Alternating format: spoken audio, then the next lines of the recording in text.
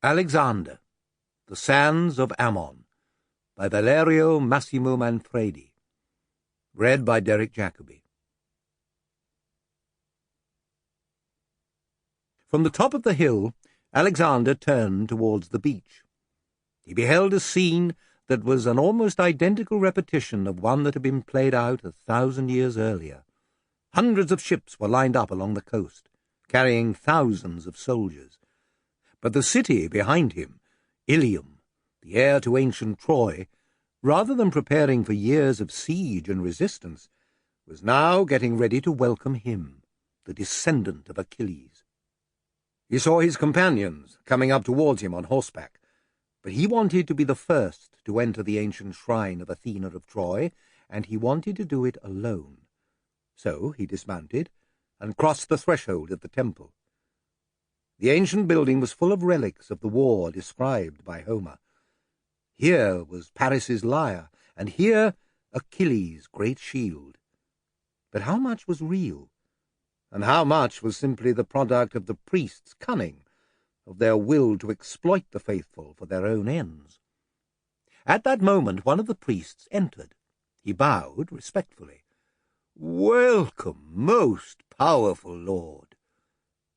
These are relics of the Trojan War." "True?" said Alexander. "Certainly.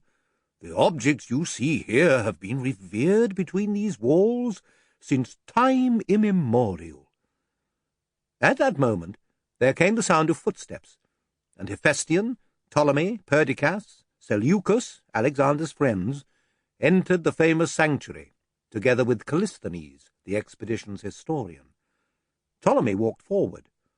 "So, Paris's lyre!"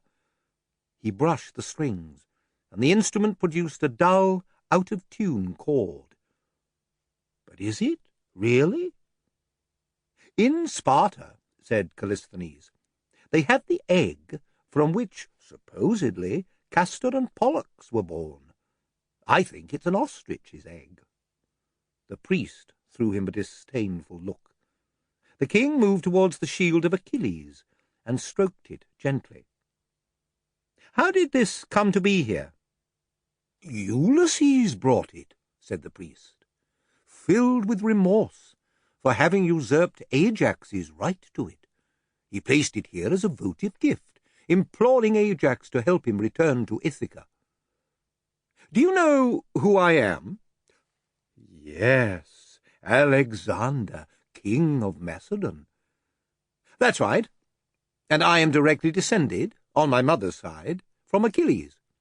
Therefore, this is mine. I want it." The priest's face drained of colour. "But, sire—" "Have it brought to our camp. It will be displayed before our army, before every battle. And now our visit is over." The king then left the temple, mounted his horse, Bucephalus, and rode down to the camp on the seashore, which was teeming with activity like some giant ant-hill.